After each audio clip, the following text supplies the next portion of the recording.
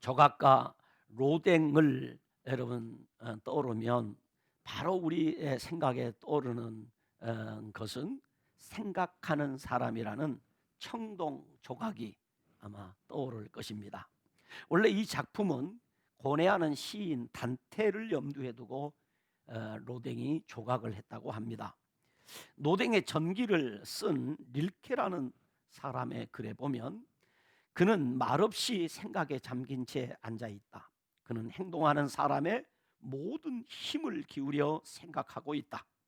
그의 온 몸이 머리가 되었고 그의 혈관에 흐르는 피가 뇌가 되었다라고 생각하는 사람을 평했습니다.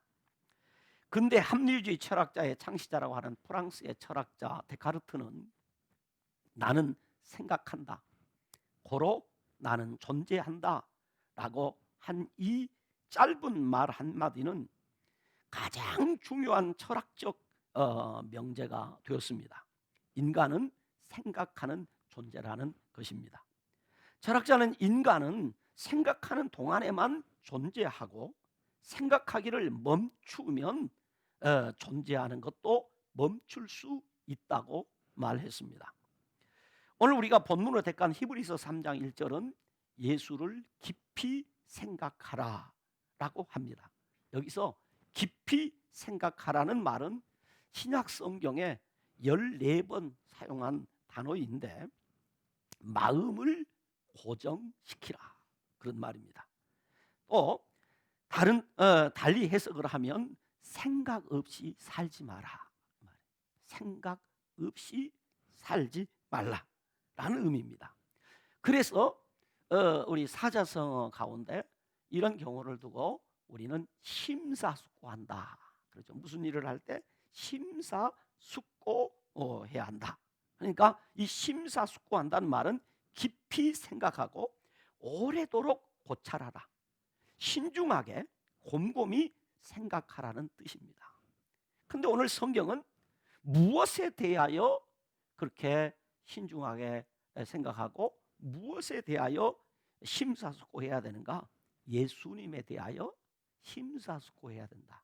그래서 예수를 깊이 생각하라라고 말합니다. 예수 그리스도를 대강 아는 것이 아니라 깊이 생각하고 자세히 알아야 한다. 또는 이미 알고 있는 예수 그리스도를 다시 생각하며 나의 구원자의 심을 확고하게 믿는 그리스도인이 되라라는 의미로 예수를 깊이 생각하라라는 말을 한 것입니다.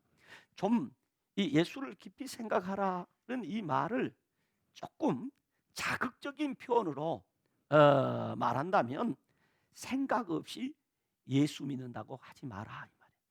생각 없이 예수 믿는다는 말 하지 말라 이 말이에요.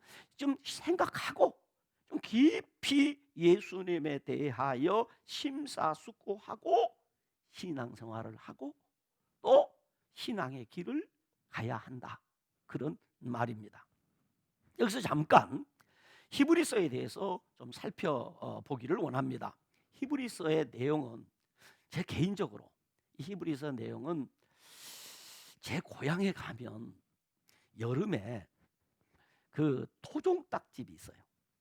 그 토종닭집 가면 정말 토종닭을 이렇게 백숙을 해주는데 거기 가면 그 토종닭보다 더 기가 차게 맛있는 게 있습니다. 그게 무엇인지 아십니까? 3, 4년 된 묵은 김치.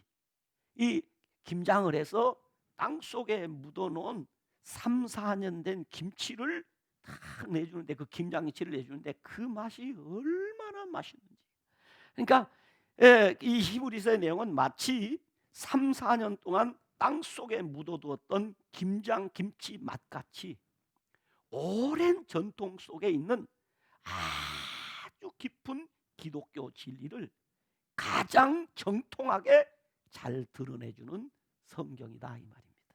그런데 히브리서는 언제, 어디서, 누가, 누구에게 기록했는지 전혀 알 수 없습니다. 그런데도 불구하고 이 히브리서는 구약에서부터 예수 그리스도에 이르기까지, 그리고 예수 그리스도로부터 그 당시 그 시대의 사람들에게까지 이르는 역사를 더듬으면서 신앙의 뿌리가 어디에서부터 시작되었는지를 알려주는 것으로 성령의 감동을 받은 사람이 기록한 하나님의 말씀이라고 하는 데 대해서는 누구도 이의를 달 수 없는 매우 복음적이면서 다른 성경과 아주 균형을 잘 맞추어진 성경이 히브리서입니다. 특별히 히브리서는 설교인데 구약 성경을 본문으로 하여 전개되는 설교입니다. 그 이유는 오늘 이 성경이, 이 히브리서가 이렇게 깊은 맛을 내는 이유는 뭐냐면, 이 구약 성경에다가 바탕을 두고 예수 그리스도가 누구인지를 아주 깊이 드러내고 있기 때문에 그렇습니다. 그래서 성경학자인 어빙 젠센이라는 이 사람, 이 어빙 젠센 박사는 그의 글에 이렇게 기록된 것을 제가 보았습니다. 저자가 알려지지 않은 히브리서는 왕의 금고에 보관된 가장 귀한 보배와 같다. 공감이 되십니까? 왕의 금고에 보관된 가장 귀한 보배와 같다. 그리고 히브리서는 페이지마다 그리스도의 영광이 충만하게 나타나 있다라고 어빙 젠센 박사는 그리 말을 했습니다. 정말 그렇습니다. 히브리서는 예수 그리스도의 붉은 피가 철철 넘쳐 흐르고 있습니다. 그런데도 성도 중에 히브리서를 읽다가 어렵다고 생각하여 덮어버리는 경우가 있습니다. 그 이유가 무엇인지 아십니까? 구약의 내용이 많이 언급되어 있으니까 히브리서는 다른 성경보다는 조금 어렵다고 생각해서 읽기를 포기해버린 분이 있다, 이 말입니다. 그 이유는 저는 그렇게 생각합니다.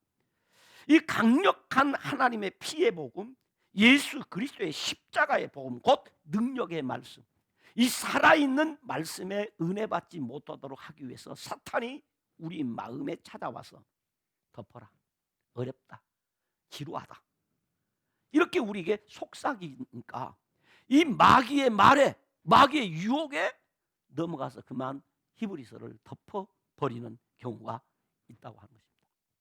여러분, 그래도 읽어야 합니다. 그래도 읽어야 됩니다. 여러분, 성경을 읽다가 어렵다, 지루하다 이렇게 느껴질 때, 성령께서 내게 은혜를 주시려고 하는데 내가 은혜 받을까 봐 사탄이 역사하고 있다는 것을 우리는 직감하고, 그때 성경을 읽으면, 그 유혹을 물쳐 성경을 읽으면, 읽다가 보면 예수 그리스도의 붉은 핏뿌림의 은혜를 충만하게 덧입게 될 것입니다. 여러분, 이 히브리서는 왜 중요한 성경이냐면, 성경 중에는 구약에 있는 신약 성경이 있고 신약에 있는 구약 성경이 있는데, 이 말은 무슨 말이냐면, 구약에 있는 성경인데 신약을 미리 보여주거나 신약을 해석해 주는 책이 있고, 신약에 있는 성경인데 구약을 해설해 주거나 주석해 주고 구약을 풀어주는 성경이 있다, 이 말입니다. 예를 들어서 구약에 있는 성경 중에 신약을 미리 보여주는 책이 있는데 그 책이 이사야서입니다. 그리고 이 히브리서는 신약에 있는 구약 성경으로서 구약 성경을 해설해 주는 책이 히브리서라는 이야기입니다. 그래서 구약 성경을 가장 정확하게 해석한 책이 있다면 그것은 히브리서일 것이다. 더욱이 구약 성경 중에서도 모세오경을 가장 정확하게 예수 그리스도 중심으로 주석을 한 책이 있다면 그것은 히브리서이다. 모세오경 중에서도 어렵고 힘든 내기서를 가장 정확하게 주석한 책이 있다면 그것은 히브리서이다 라고 이야기하는 것입니다. 그리고 히브리서의 중심 주제는 두 개가 있는데, 오늘 우리가 본문을 택한 3장 1절 말씀에 나온 대로 예수를 깊이 생각하라 라는 말씀과 12장 1절로 2절 말씀에 나와 있는 말씀대로 예수를 바라보라 라는 말씀입니다. 그러니까 예수를 깊이 생각하고 예수를 바라보라. 이것이 히브리서 13장 1장부터 13장까지 나오는 내용의 중심 주제입니다. 예수를 깊이 생각하고 예수를 바라보자 이 말이죠. 이것을 말하기 위해서 히브리서를 기록하고 있다는 사실입니다. 그러므로 우리는 이 중심 주제를 중심으로 해서 히브리서를 읽고 히브리서를 묵상하고 히브리서를 나눌 때 우리에게 큰 은혜가 있게 될 줄로 믿습니다. 오늘은 첫 번째 주제인 예수를 깊이 생각하라 라는 주제를 살펴보기 원합니다. 본문 말씀을 한번 다 같이 또 읽어보도록 하겠습니다. 같이 읽습니다. 그러므로 함께 하늘에 부르심을 받은 거룩한 형제들아, 우리가 믿는 도리의 사도이시며 대제사장이신 예수를 깊이 생각하라. 그러므로, 이 말이 매우 중요한 말인데, 이 그러므로라는 말은 여러분이 잘 아는 대로 접속사죠. 앞 문장과 뒷 내용을 연결해 주는 말인데 2장의 내용을 결론 짓는 권면을 하기 위해서 사용한 말입니다. 곧 육신의 몸을 입고 이 땅에 오신 예수님은 하나님과 동일 본질이시며, 좀 어려운 표현입니다. 예수님은 하나님과 동일 본질이시고 동시에 인간과 동일 본질이시므로 예수를 깊이 생각하라 이 얘기입니다. 그러니까 1장에서는 히브리서 1장에서는 예수님과 하나님의 동질 본질에 대해서 이야기하고 있습니다. 그리고 2장에서는 그 예수님과 우리 인간과의 동일 본질이시다는 내용을 기록하고 있습니다. 그리고 이제 2장을 마무리하고 3장 1장에 넘어오면서 2장의 내용을 이 결론 지으면서 오늘 히브리서 기자가 하는 얘기가 그 예수님에 대해서 깊이 생각을 하라 이겁니다. 그래야 이제 3장 이후에 전개될 내용을 우리가 알게 되는 거죠. 예수를 좀 깊이 생각하라. 예수를 생각 없이 믿지 마라. 그런 말입니다. 자, 첫째, 여기 오늘 본문에서 주는 메시지 가운데 첫 번째는 성도가 가져야 할 세 가지 정체성이 있다는 것을 말합니다. 성도가 가져야 할 세 가지 정체성이 있다 이 말입니다.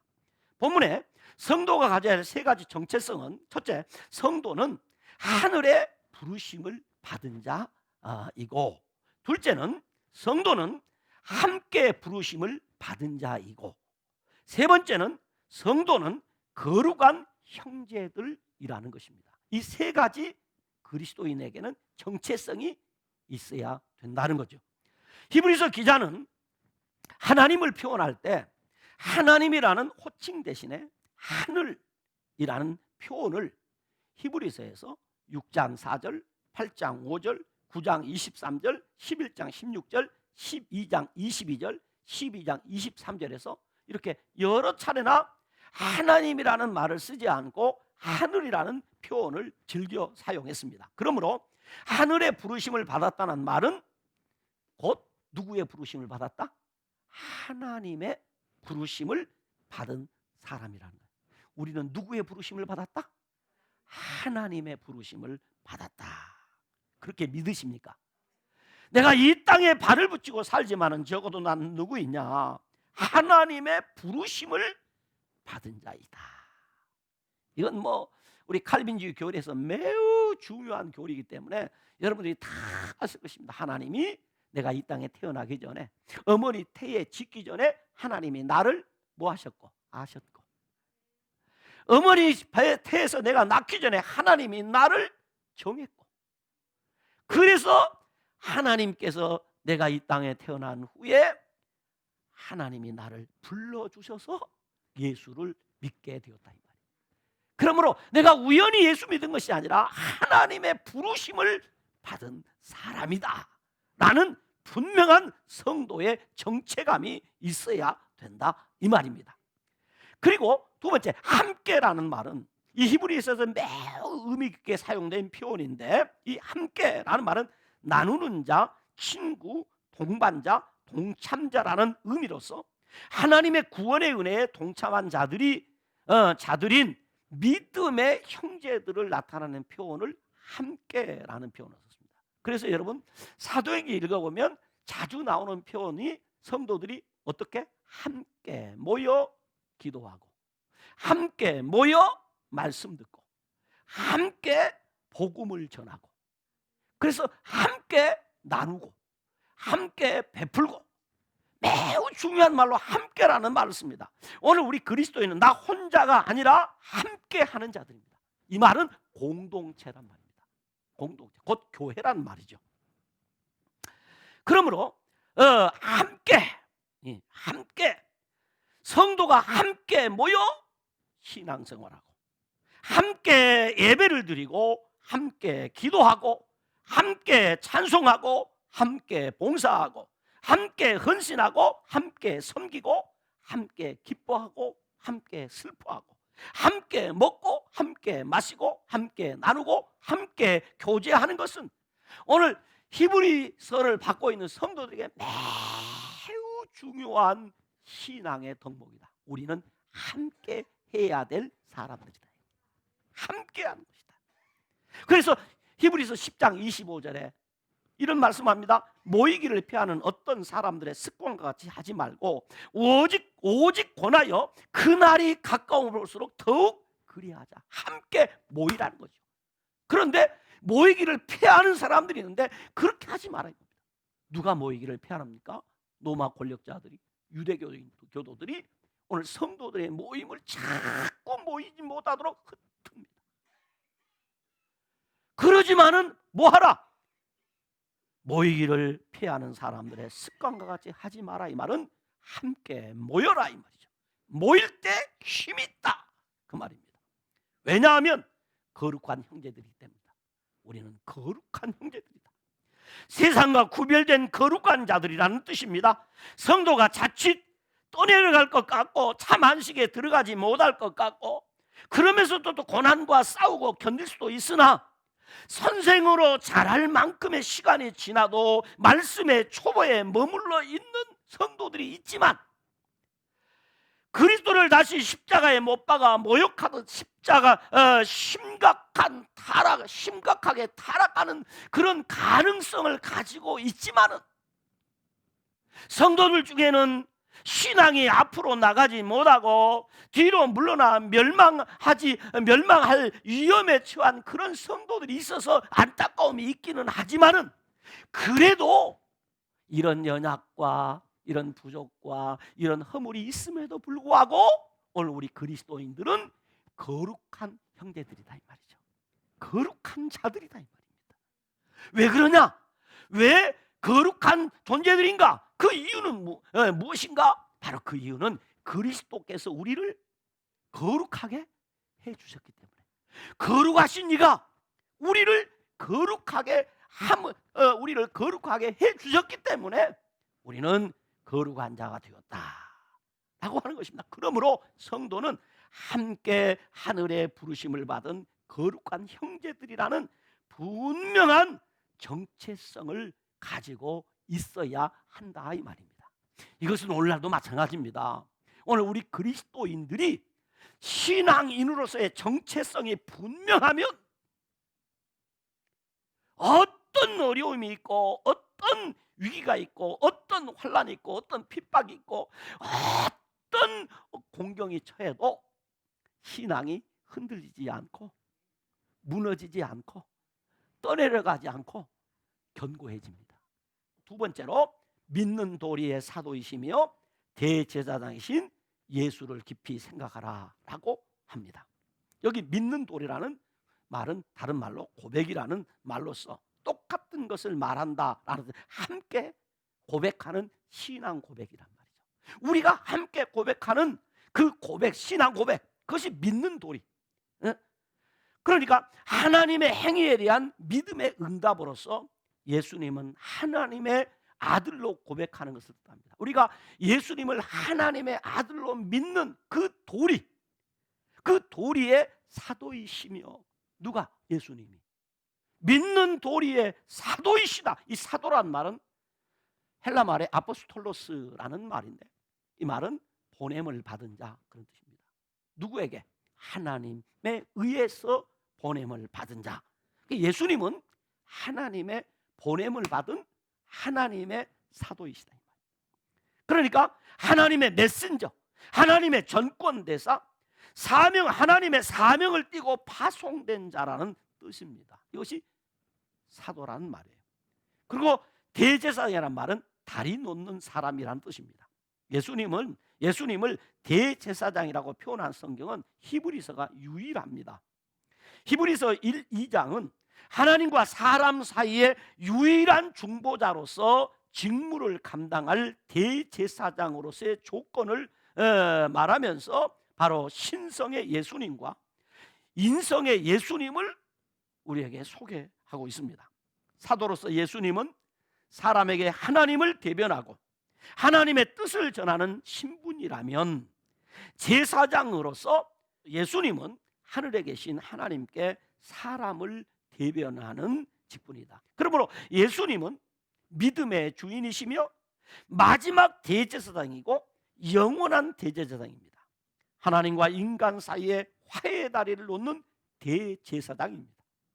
예수님만이 하나님과 우리 사이에 평화의 다리를 놓는 제사장입니다. 그러므로 우리의 믿음의 도리의 사도이시며 대제사장이신 예수를 어떻게 해야 된다? 깊이 생각해야 된다. 그래서 히브리서는 선지자들이 전한 말씀의 본체이신 예수님은 하나님의 아들이시다. 모든 천사의 경배를 받으시는 분이다. 세상을 통치하는 왕이시고 온 세상을 창조하신 분이시며 온 세상을 심판하실 분이라고 합니다. 그런데 하나님께서 예수님을 천사보다도 잠시 동안 못하게 하시고 낮아지심을 넘어 죽음에 내어주신 이유가 있다는 거죠. 왜 하나님께서 이런 예수님을 낮아지심을 뛰어넘는 죽음에 내어주셨느냐? 이유가 있다는 것입니다. 그 이유는 마귀를 뭐하기 위해서? 2장 14절에 멸하기 위해서. 그리고 2장 15절 보면 우리를 사망에서 자유케 하시기 위해서 예수님이 낮아지셨고 죽으셨다. 2장 16절에 보면 성도를 붙들어 주시기 위해서 예수님이 낮아지셨다. 고난받으셨다. 2장 17절에 보면 우리를 죄에서 속량하시고자 예수님이 인간의 몸을 입고 오셔서 낮아지고 우리 인간과 동일시 되었다. 그 다음에 2장 18절을 우리 한번 보면 이렇게 기록해 놨어요. 참 은혜가 되는 말씀이 옳시다. 2장 18절을 같이 읽어봅니다. 시작. 그가 시험을 받아 고난을 당하셨은즉 시험 받는 자들을 능히 도우실 수 있느니라. 왜 예수님은 하나님의 아들이시고 모든 천사의 경배를 받으시고 세상을 통치하는 왕이시고 온 세상을 창조하는 분이고 온 세상을 심판하시는 분인데도 왜 천사보다 못하게 인간의 몸을 입고 오셔서 낮아지시고 고난을 당하시고 십자가에 죽으셨느냐? 그 이유는 어디에 있느냐 이거죠. 시험 받는 자들을 능히 돕기 위해서 그렇다는 거예요. 그래서 여러분, 내가 어려움 당했다, 지금 고난 중에 있다, 낙심하지 마세요. 우리 주님이 이 땅에 오셔서 다 끝을 경험하시고 우리를 도와주십니다. 도와주신다는 거죠. 그래서 우리가 시험 당하면 우리 예수님이 능히 감당하게 해주시고, 내가 도저히 감당할 수 없다고 판단되어지면 우리 예수님이 우리에게 뭘 주시냐? 피할 길을 주셔요. 그래서 감당하지 못할 시험은 우리에게 아예 주시지도 않습니다. 믿으시기를 바랍니다. 그러므로 그 예수님을 어떻게 하라? 깊이 생각하라 이거죠. 예수님이 나를 도와주시는 분이지, 예수님이 나를 속량했지, 예수님이 마귀의 일을 멸하셨지, 예수님 의지하면 되지. 이걸 생각하라는 거죠. 히브리서는 로마 제국의 박해로 인해서 기독교에서 유대교로 다시 돌아가려는 유대교 출신 그리스도인들이 예수님보다 선지자나 천사나 모세나 여호수아가 더 뛰어나다고 잘못 믿고 있었어요. 그러니까 오늘 히브리서 기자가 무슨 얘기를 하냐면 예수님은 천사보다도 우월하고 그리고 선지자보다 우월하고 모세보다도 여호수아도 뛰어난 분이라는 거죠. 뛰어난 분, 우월하신 분이라면 그러므로 예수님만을 생각하고 예수님만을 바라보고 예수님의 말씀을 붙들어야 이 길을 이길 수 있고 이 난국을 극복해낼 수 있다는 것입니다.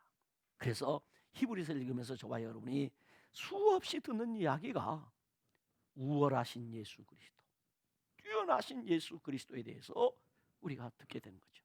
그분의 말씀을 들어야 되고 그분을 의지해야 되고 그분을 생각해야 되고 그분을 바라보아야 된다고 하는 것입니다. 예수님을 깊이 생각해야 되는 이유, 우리 예수님께서는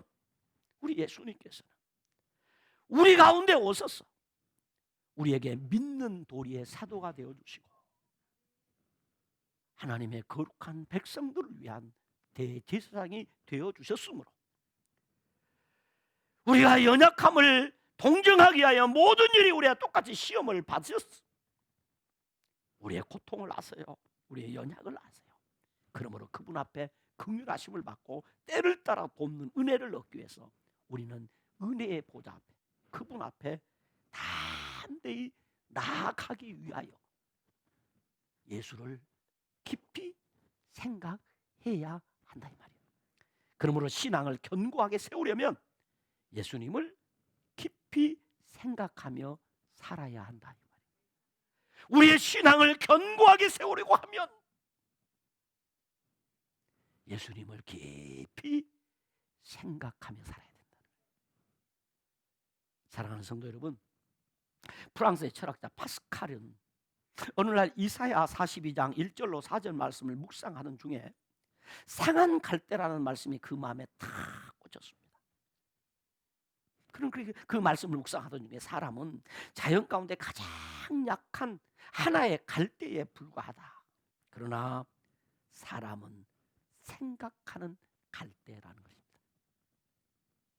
그래서 이 말씀을 묵상하다 사람은 생각하는 갈대다. 이 말씀에 꽂혀서 그가 글을 쓰게 되는데 그 책이 팡세라는 책입니다. 사람은 생각하는 갈대이다. 팡세라는 책을 써요. 이 파스칼이 볼 때 사람은 피조물 중에 정말 연약하고 보잘것없는 존재이지만 그 연약한 존재가 생각하게 될 때 피조물 중에 가장 능력 있는 존재로서 위대함을 가지게 된다는 것을 이 팡세는 파스칼은 깨닫게 된 것입니다. 그렇습니다. 사람의 사람다움은 생각하며 살아갈 때입니다. 왜냐하면 생각이 현실을 만들어내기 때문에 그렇습니다. 생각이 현실을 만들어낸다는 말이에요. 그러나 사람이 생각하지 않고 살아갈 때 사람다운 삶을 살 수 없습니다. 그런데 현대인들은 너무 바빠서 그리고 생각하는 훈련을 받지 못해서 생각하기를 싫어합니다. 이 생각 없는 사람에 대한 이야기가 하나 짤막한 이야기가 있는데 참 재밌다. 어느 선교사가 저 아프리카에 저희가 선교를 하는데 그 흑인 원주민에게 그 여름날 이 마당에 먼지가 너무 막 날리는 거예요. 그래서 이 원주민에게 저 먼지나는 마당에 물을 좀 뿌리라고 하고 외출을 했습니다. 그런데 말을 하고 외출했는데 외출하는 순간에 비가 얼마나 많이 쏟아집니다. 비가 막 쏟아집니다. 그리고 외출에 돌아보니까 그때까지 그 흑인 원주민이 마당에 물을 뿌리고 있더라는 겁니다. 왜 그렇죠? 생각이 없는 거예요. 생각이 없어요. 생각을 하고 살아야 되는데 지금 비가 그렇게 많이 오는데 선교사에 물을 뿌리라겠다고? 그 비가 그리 쏟아지는 마당에 물을 뿌리고. 예, 오늘 남의 얘기 같죠? 남의 얘기 같죠? 사람이 생각을, 신앙생활에도 심리학에 동일시 현상이라는 말이 있어요. 심리학을 공부해 보신 분들은 다 아는 얘기예요. 동일시 현상. 이 무슨 말이냐면 사람은 자기 생각을 지배하는 대상을 닮아간다는 것입니다. 자기 생각을 지배하는 사람을 닮아간다. 좀 쉽게 이야기하면 이런 얘기입니다. 시어머니에게 구박을 많이 받고 사는 며느리는 늘 생각하기를 내가 시어머니가 되면 절대로 우리 며느리에게 구박을 안 하리라. 왜? 집살이 너무 힘드니까 꼭 깨닫습니다. 그러나 이 며느리 생각 속에는 시어머니가 떠나지 않습니다. 이렇게 하면 시어머니가 혼날 텐데, 이렇게 하면 시어머니가 기뻐할까? 하고 시어머니 생각이 잠시도 머리에서 떠나지 않게 되는 것입니다. 그러면서 그는 다짐하기를 나는 시어머니처럼 안 되리라 라고 하다 세월이 흘러서 그 시어머니는 돌아가시고 자기가 시어머니가 되면 그 시어머니처럼 자기도 며느리에게 똑같이 시집살이를 시키면서 하는 말이 나는 시집살이 어떻게 하는지 아니? 이건 네가 하는 시집살이는 시집살이도 아니야. 그러면서 자기가 시어머니에게 당한 시집살이보다 더 혹독한 시집살이를 시키는 이 현상을 동일시 현상이라고 말합니다. 그렇다면 이 동일시 현상을 우리는 좀 신앙적으로 좀 끌어와 봅시다.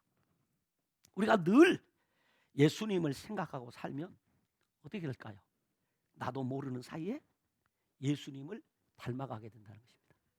늘 예수님의 말씀을 생각하고 살면 예수님의 말씀대로 살게 되는 것입니다. 늘 예수님의 마음을 생각하고 살면 예수님의 마음을 담게 되고, 예수님의 모습을 생각하고 살면 예수님의 모습을 담게 되는 것입니다. 여러분, 함께 하늘의 부르심을 받은 거룩한 형제들, 믿는 도리의 사도이시며 대제사장인 예수님을 깊이 생각하는 사람, 예수님을 닮아가는 사람, 예수님의 말씀대로 살아가는 사람, 예수님의 마음을 품은 사람은 그 어떤 환난과 핍박에도 믿음을 굳게 지키며 살아갈 수 있게 되는 것입니다. 세상이 감당할 수 없는 견고한 믿음의 사람이 되는 것입니다. 그러므로 신앙이 견고하게 세워지려고 하면 예수님을 깊이 생각하며 살아야 합니다. 기도하겠습니다. 하나님, 그렇습니다. 오늘 말씀 맞습니다. 우리가 예수님을 깊이 생각하며 삶으로 우리의 믿음이 견고하게 세워지는 것 믿습니다. 아버지 하나님, 당시 초대교회 성도들이 이 히브리서의 말씀대로 예수님을 깊이 생각함으로 환난을 이겨내고 위기를 이겨내서 마침내 땅끝까지 복음을 전파하여 오늘 우리가 사는 이 대한민국까지 복음이 전파된 것처럼 우리도 이 시대에 예수를 깊이 생각하며 살아가며 2021년 이 어려운 시기를 능히 이겨내는 견고한 신앙의 사람이 되게 하여 주시옵소서. 각자 다른 환경에서 당하는 여러 가지 어려움이 있지만은 우리 모두는 동일하게 예수를 깊이 생각함으로 당하는 모든 고난에서, 환난에서, 위기에서, 어려움에서 모두 승리하는 견고한 신앙의 사람들이 되게 하여 주시옵소서. 예수님 이름으로 기도드리옵나이다. 아멘.